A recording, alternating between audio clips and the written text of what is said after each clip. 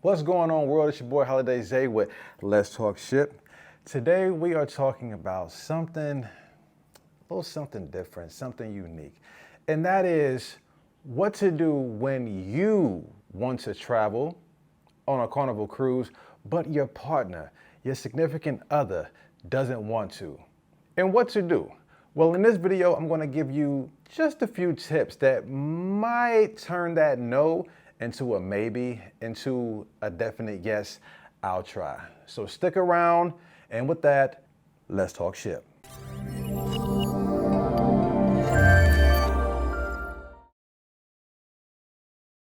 Welcome back to the channel. If you haven't done so already, do your boy a favor, smash that like button and subscribe to the channel.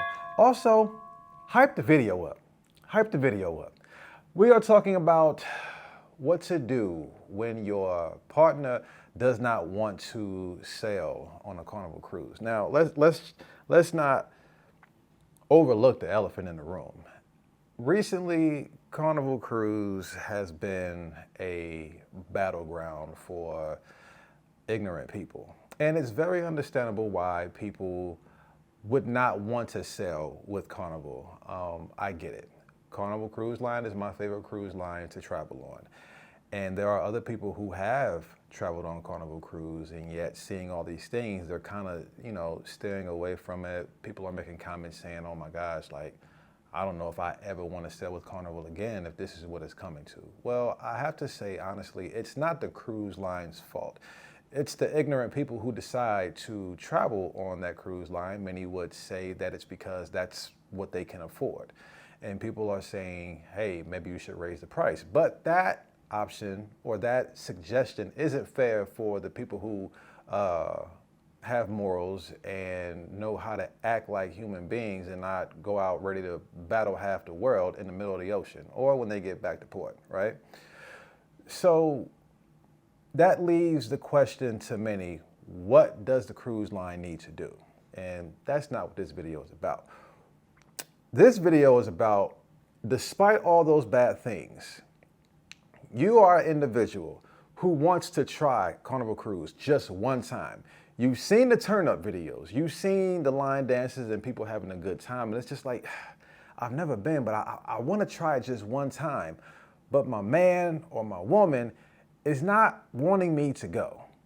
It's not that they're not wanting me to go. They're not willing to go. And you as the better half or the significant other, partner, whatever, you would like for them to go. You don't want to go by yourself. So I'm going to give you some suggestions.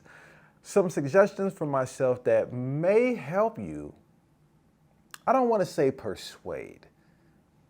I want to say kind of like make the person be like, you know what? Okay. Because if you have to persuade or try to convince a person to go, that's not really the best strategy. If you could just talk to them like, hey, I've read this, I've watched this, and I've heard this, and I've heard that. Let's try it this way and see how it goes. This video is going to be, hey, I watched this video. Hey, I watched that video. And I think we should try some of the suggestions that that man is talking about. And maybe we would have a great time and it won't be so bad. So let's get into it. Number one, book during unpopular months. Now, myself and many other people would say unpopular months would be January, February, November, and December. Reason being is because in most of America, it's cold, it's snowing, and people would, you would think, choose to travel during those months to get away from the cold, to go to the Southern Caribbean, Eastern Caribbean, Western Caribbean, Bahamas, whatever the case may be, to go to a more tropical climate. Now, is it like super hot down there at that point in time? It just depends on how Mother Nature's function at that point in time. Have I heard that during those winter months for us down there, have I heard that it's some pretty decent weather? Yes, it is. When it comes to getting in the water, how does that go? There have been some people who have said that it's colder, and then there are some people who have said that it's the same to me. That's personal preference, okay? You would have to go to find out for yourself. But I mean, a cruise vacation beats being in a day in the office any day of the week, right? Right. So yes, booking during unpopular months, January, February, November, and December would be a suggestion. Try that, because that lively crowd that I was speaking about earlier, they may not want to travel during those times because they want to go when it's warm. They want to go when it's hot outside, when it's scorching hot, because they know they have those drinks that they're going to have, those tropical fruity drinks that's going to quench their thirst. They're going to be somewhere in the Caribbean or the Bahamas, you know, jumping into the water. And at that point in time, when it's 80, 90 degrees, jumping into the ocean ain't such a bad idea to cool off, right? Right. So to get away from that rowdy crowd, you may want to try cruising during January, February, November, and December. Just a suggestion. Number 2, book a unique itinerary. What I mean by that, a lot of the crowd, the rowdy crowd, they do what's I would consider local. Going to Bimini, Celebration Key, Half Moon Cay, like that's for veteran cruisers, that's local. Okay, even though it's out of the country, that's local for a lot of us. Get further away from that. Go far east, southern, down like Grenada, Barbados. You know, do one of those. That would be a better bet. Doing something that's not so common, because when you do something that's more of a unique itinerary, it's going to cost you more. You got to understand, the ports have their fees, and that ties in with the cost. And sometimes we wonder, well, shoot, well, why does the cost of the itinerary go up? They have 5 different dates. Why wouldn't it just be all the same price? Time of year, popularity, those things do play a major factor when it comes to the pricing throughout the months and throughout the year, okay? So looking for a unique itinerary does play a factor into how far away you can get from the rowdy crowd. Number 3, this will tie into number 2, and that is book a longer sailing. So if you're looking for those 3-day, 4 days, yeah, you more than likely going to run into the rowdy crowd, right? Many people would recommend you doing a 7 or longer. I've done longer than 7 days before, and the rowdy crowd, there's a significant decrease in the rowdy crowd. Not to say that they're completely gone, but what you've witnessed on social media as of late, yeah, a lot of that is left at the local ports. Has the rowdiness ever traveled further than that? Yes. If I'm being completely honest, yes, it has. I'm a witness to that. Yes, it has, okay? Is it more likely for it to happen on longer sailings? No, it is not, but there is a chance for it to happen. So a suggestion, number 3, is to book longer sailing, 7-day, 8-day, 9-day, 10-day, 11, 12, 13, 14. If you want to go longer because you got it like that, go for longer. Because a lot, if I'm being honest, YNs really ain't got it like that to go on a 14-day cruise, okay? I'm just being honest. You might find one, but I doubt it. I doubt it, right? So that's number 3. Number 4, book a sailing overseas. Whether it's you having to fly to Puerto Rico or doing what I did a few years ago, flying to Rome. That was one heck of an itinerary. Now that's 2 and 3 and 4 put together. It was a 10-day cruise. It was a bomb itinerary, and it was overseas, okay? Now, in that one, we had one incident that it got heated, okay? It got real physical. Yeah, okay? But that was out of 10 days. That was the only thing that took place. That was the only thing that took place, okay? So the itinerary was lovely. We had Mykonos, Greece, Santorini, Greece, Catacologne, Greece, Athens. We had Naples, we had Messina, Sicily, and we had Kusadasi, Turkey. So we had 2 sea days going, 7 ports back to back, and 1 sea day going back to Rome. That was the most fun, exhausting, and exhilarating itinerary, trip, vacation I have had.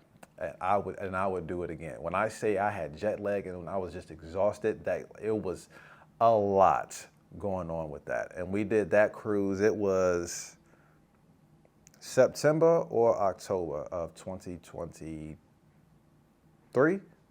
Yeah. So that was 2, 3, and 4 in this video. Like it was amazing. So yes, a suggestion: book an itinerary where you have to fly to, whether it be Australia, Puerto Rico, Europe, or somewhere in Asia.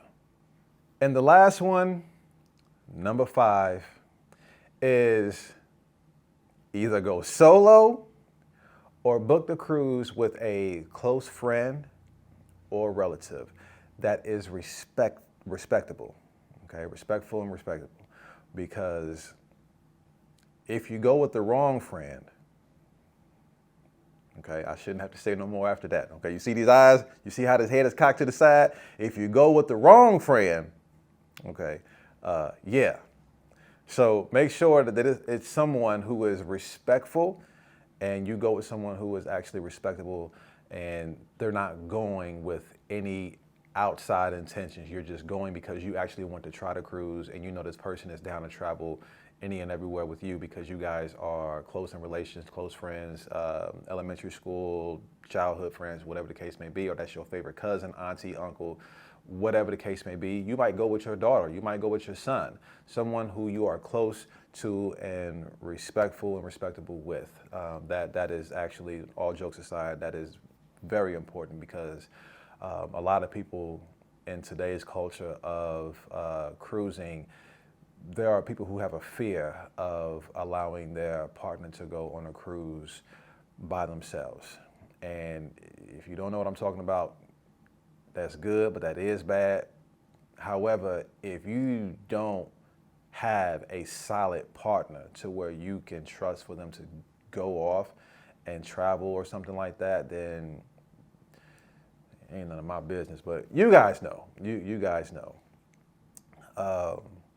But yeah, that's number 5. Either go by yourself, and if that's not acceptable within your relationship, I'm not one to judge. If that's not acceptable, talk to your partner and say like, hey, since you don't want to go, I really want to go and try this cruise line out. Hey, how about me and my cousin, my auntie, my uncle, or me and my mom go, me and my dad, whatever.